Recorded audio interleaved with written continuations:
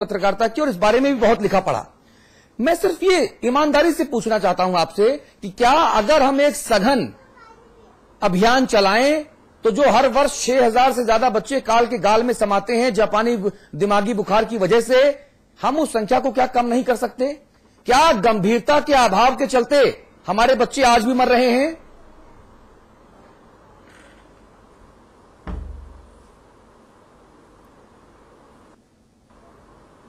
देखिए, बिल्कुल मैं पूरी साफगोई से इस बात को स्वीकार करता हूं कि पूर्वांचल के ही नहीं बल्कि इस देश के राजनेताओं के सत्ता नशीनों के सिर पर 50,000 से ऊपर बच्चों की मौत की जिम्मेदारी है। इसमें कतई दो राय नहीं। मैं इस बात को स्वीकार करता हूं कि जिस गंभीरता के साथ इस बीमारी को लेना चाहिए, एक डेंगू की मौत होती है तहलका मच जाता है, एक जो है स्वाइन फ्लू की 100 मौतें पूरे देश में होती हैं, तहलका मच गया। हम 50,000 मौत से पूर्वांचल वासी जूझ रहे हैं। मैं किसी एक सरकार की बात नहीं कर रहा। निश्चित रूप से मैं कह सकता हूं कि जिस गंभीरता के साथ इस बात को लिया जाना चाहिए था, पल्स पोलियो अभियान की तरह इसको लेकर के इसके समूल नाश की जिम्मेदारी बहुत पहले से उठा ली। किसकी गलती है, किसने किया, किसने नहीं किया, यकीनन कह सकता हूं कि गंभीरता उतनी नहीं दिखाई गई इसके लिए। नहीं, गंभीरता नहीं दिखाई गई, लेकिन सिर्फ ये अब ये कह देना काफी नहीं है ना, जब जागो तब सवेरा। हम अभी भी पहल कर सकते हैं। मैं बताऊं आपको, मेरा बेटा 4 वर्ष का है, वो गोरखपुर में नानी के यहां गया, अपने 4 दिन पहले गया, और मैंने कैसे उसको भेजा ये मेरा दिल जानता है त्रिपाठी जी। 50 तरह की मैंने हिदायतें दी कि साहब ये मत करना, ये करना, ये नहीं होना, ऐसा करना। ये खौफ, ये डर, आप समझ रहे हैं इस चीज को? इसको दूर क्यों नहीं किया जा सकता सरकारी स्तर पर? बिल्कुल अतुल जी, बिल्कुल उस दर्द को हम लोग भी, मेरा भी 10 साल का बेटा है, एक बुखार भी होता है, एक बुखार बिल्कुल है। आप देखिए, आंध्र प्रदेश में होम्योपैथ से इस 3 दवाओं के चलते पूरा वहां का उन्मूलन हुआ इसी बीमारी का। यहाँ वो चीजें नहीं हो पाई। हमने अपने कार्यकाल में प्रयास भी किया, मगर बिल्कुल मैं कह सकता हूं कि जितना सपोर्ट मुझे अपने अधिकारी से मिलना चाहिए था वो नहीं मिला। मैं जी, वो सपोर्ट नहीं मिला। अमिताभ अग्निहोत्री जी, जब सपोर्ट ही नहीं मिलेगा, जब सिस्टम काम ही नहीं करेगा, तो फिर बच्चे तो मरते रहेंगे ऐसे ही। ये मुझे लगता है कि इस पाप में सब भागीदार हैं। समस्या मच्छर की नहीं है। अरे इस मच्छर से, इसका नाम एक्स है, इससे नहीं होता, वाई से होता, जेड से होता, शरीर रहेगा तो कुछ ना कुछ बीमारी रहेगी। समस्या है कि जो सैकड़ों करोड़ रुपया गया वो भ्रष्टाचार की भेंट चढ़ गया। चाहे वो कल्याण सिंह के समय गया हो, चाहे अखिलेश जी के समय जाए। मुश्किल वहां पर है। ये जो बेईमानी का मच्छर है ना, ये वायरस नहीं मरता किसी टीकाकरण से। ठीक बात है, ठीक बात है। जो लोग इस कामना से बच्चे को पालते हैं कि इसके कंधे पर हम जाएंगे अंतिम संस्कार के लिए, वो अपनी गोद में लेके बच्चे को नदी में प्रवाहित करने ले जाते हैं। ये भाग्य है पूर्वांचल का। ये भाग्य है। चले जाइए गरीब बस्तियों में, गरीब इलाकों में, कोई बाप ऐसा नहीं जिसने अपने 1-2 बच्चे सिराए ना हो नदी में। ये भाग्य कैसे पैदा हुआ? आज की समस्या नहीं। 3 दशक हो गए, 3 दशक। 2, 4, 5 साल का मामला होता, मैं समझता भाई समझने में टाइम लगा। जैसे डॉक्टर साहब कह रहे थे अध्ययन नहीं हुआ, सब बात मान लेता। 32 साल हो गए। 32 साल में तो पूरा पोस्टमार्टम हो जाता है चीज का। मुझे दुनिया की कोई ऐसी बीमारी बताइए जिस पर 32 साल में शोध होके नहीं आ जाए। ये समय क्या 1960 का समय नहीं है ना, ये 2013 में हम जीवित हैं। लेकिन बेईमानी के घुन्ने चीजों को खा लिया जी। मैं ये मानने को तैयार नहीं। कई बार मैंने कहा, शासन जिसको चाह लेता है वो काम हो जाता है। शासन चाह लेता है तो गांव के मुखिया के घर पर एरोड्रम बन जाता है 4 घंटे में, और मुख्यमंत्री लैंड कर जाते हैं वहां। ठीक है ना? तो ये वायरस का उपचार नहीं ढूंढ पा रही सरकार, इसकी सरकार, उसकी सरकार, ये तर्क मेरे गले नहीं उतरते। शासन की प्राथमिकता ही कभी नहीं रही। जी, अशोक देव साहब हमारे साथ हैं। आप सत्तारूढ़ समाजवादी पार्टी की नुमाइंदगी करने के लिए हमारे साथ फोन लाइन पर जुड़ रहे हैं। अशोक देव साहब, आप जरा बताएंगे कि आप उत्तर प्रदेश में किस क्षेत्र विशेष से हैं? जी, मैं लखनऊ से बोल रहा हूँ। नहीं, आप मूल रूप से कहां के निवासी हैं? देवरिया का निवासी हूँ मैं। जी, तो आप तो इस बीमारी से भली भांति परिचित होंगे। जी जी जी। इस बीमारी से किसी की भी सरकार रही हो, हजारों बच्चों ने अपनी जान खोई है। अब इसका टीका भी अवेलेबल है। हम पल्स पोलियो अभियान की तरह राज्य सरकार के स्तर पर अपने राज्य के बच्चों को काल के गाल से बचाने के लिए एक समग्र इंतजाम और एक समग्र अभियान क्यों नहीं चला सकते? क्या दिक्कत आती है? जी, हम लैपटॉप बांटते हैं, साइकिल बांटते हैं, कन्या विद्याधन देते, 2 बूंद जिंदगी के भी दे दो पोलियो की तरह। अशोक जी। जी जी, अतुल जी, ये जो इंसेफेलाइटिस की बीमारी है, केवल ये उत्तर प्रदेश की बीमारी नहीं है भाई साहब। मैं आपको अशोक जी उनको बोलिए, फिर मैं उत्तर दूंगा। अशोक जी, मैं सिर्फ यूपी की ही बात कर रहा हूं, क्योंकि आप यूपी के नेता हैं। मुझे पता है कहां कहां पर है। एक मिनट अशोक जी, एक मिनट अशोक जी, प्रदेश में ही आ रहा हूं। अशोक जी, आंध्र प्रदेश में भी ये बीमारी थी, आंध्र प्रदेश ने इसका निर्मूलन कर दिया। आपकी जानकारी के लिए बता दूं, अब आगे बात करें। जी, हाँ। जी, मैं आपसे भी ये कहना चाह रहा हूं कि इसके समाधान के 2 तरीके हैं।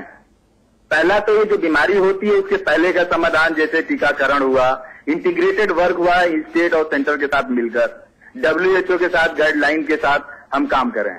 लेकिन सवाल ये उठता है कि अगर ये बीमारी हो गई है तो हमें क्या करना है? पिछले जो पूर्ववर्ती सरकार रही है, बीएसपी सरकार रही है, उसमें केवल एक मेडिकल कॉलेज था, BRD बाबा राघव दास मेडिकल कॉलेज गोरखपुर। केवल एक मेडिकल कॉलेज में चारों तरफ। अशोक भाई, आप क्रिकेट के मैदान में फुटबॉल खेलने चले गए लगता है। नहीं सर, मैं भाई साहब यहाँ पे राजनीति की बातें नहीं कर रहा। 32 साल में उत्तर प्रदेश में किसकी किसकी सरकार नहीं रही? सबकी रैली, जितनी पार्टियां हैं उत्तर प्रदेश में सबकी सरकार रैली, इंक्लूडिंग कांग्रेस। दम डिगा डिगा टाइप की जो छोटी छोटी पार्टियां हैं ना, उन्होंने भी सत्ता की मलाई खा ली भाई साहब जी। मैं पूरी ईमानदारी से पार्टी लाइन से ऊपर उठ के आपसे ये वचन लेना चाहता हूं इस वक्त अपने 20 करोड़ दर्शकों के सामने कि उत्तर प्रदेश के नौनिहालों का ये कत्ल है, ये मौत नहीं, ये कत्ल है। ये सरकारी लापरवाही, सरकारी उपेक्षा से ये कत्ल हो रहा है। और इस कत्ल में आपकी पार्टी भाजपा, बसपा, कांग्रेस, तमाम छोटे छोटे दल, निर्दलीय, ये सब शामिल हैं। कोई बच नहीं सकता अशोक भाई। अब मैं वहां पहुंच रहा हूं जहां आप बता रहे हैं कि हमारी सरकार में माननीय मुख्यमंत्री जी ने 108 जो सेवा शुरू किया है, उससे हमारे जो पेशेंट हैं, भौगोलिक स्थिति उस क्षेत्र की ऐसी है। अशोक भाई किसको बता रहे हैं? अशोक भाई 108 वो एम्बुलेंस सेवा है, वो टीकाकरण सेवा नहीं है। किसको बता रहे हैं आप? गोरखपुर के मेडिकल कॉलेज में गेट के बाहर बच्चे दम तोड़ रहे हैं, गेट के बाहर।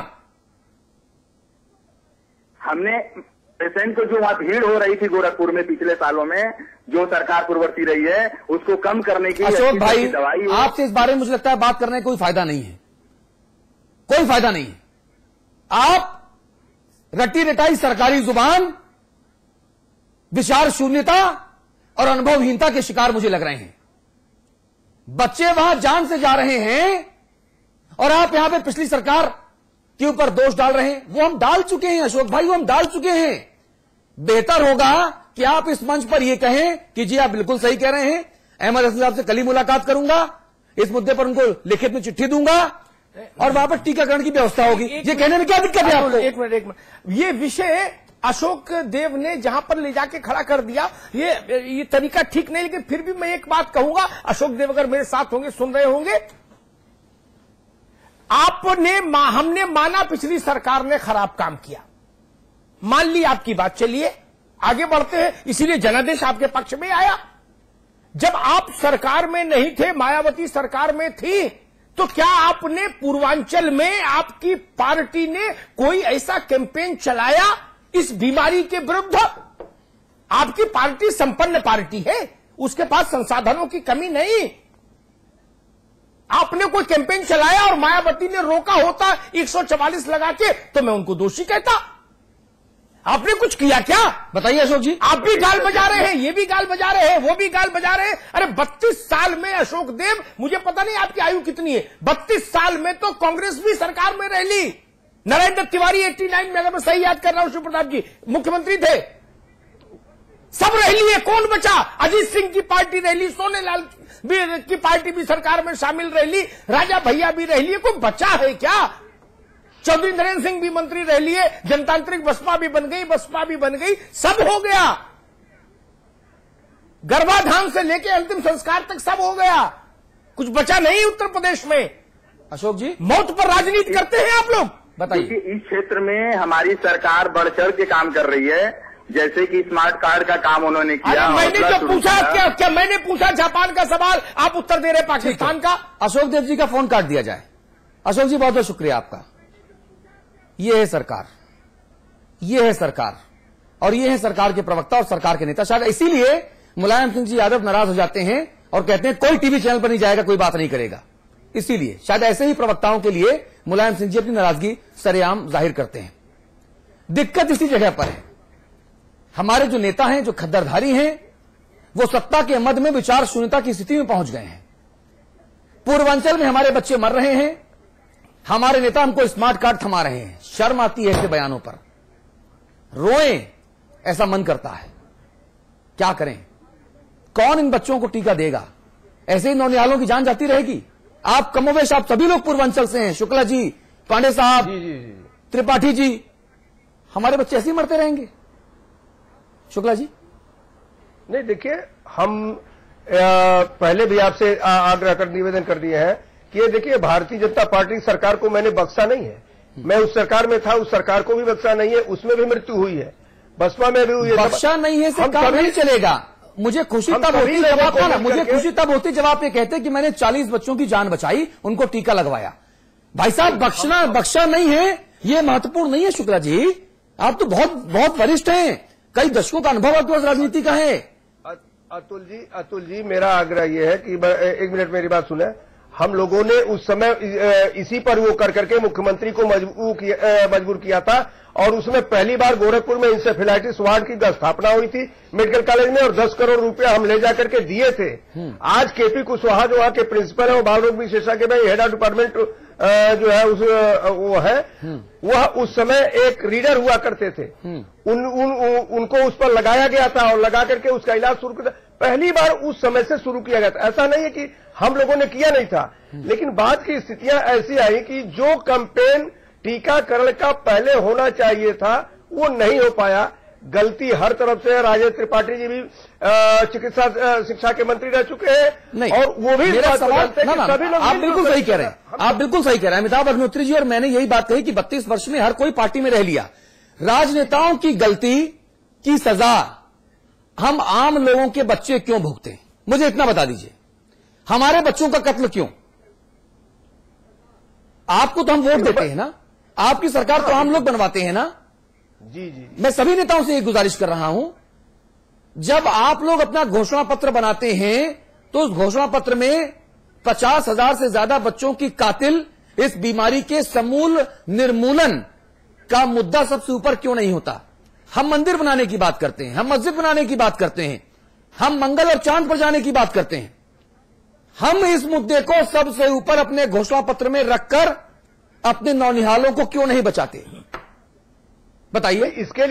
इसके लिए भी हम लोगों ने समीर सिंह, हमारे प्रदेश के मंत्री हैं, गोरखपुर के रहने वाले हैं, व्यक्तिगत तौर पर उनको इसकी जिम्मेदारी दी गई है, और वह जाकर के वो मेडिकल कॉलेज में बैठ करके लोगों के साथ वहां पर एड देने का काम कर रहे हैं।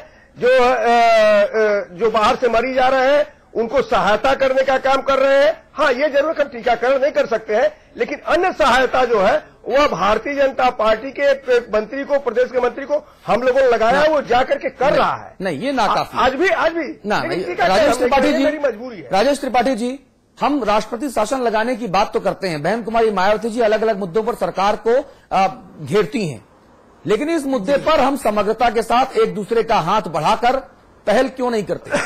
अरे भाई, इसी मुद्दे पर सरकार को घेर लीजिए, इसी मुद्दे पर विधानसभा में और संसद में चर्चा करा लीजिए। 50,000 से ज्यादा बच्चों का जो कातिल है इंसेफेलाइटिस, इसके उन्मूलन से बड़ा पुण्य कुछ नहीं हो सकता। त्रिपाठी जी,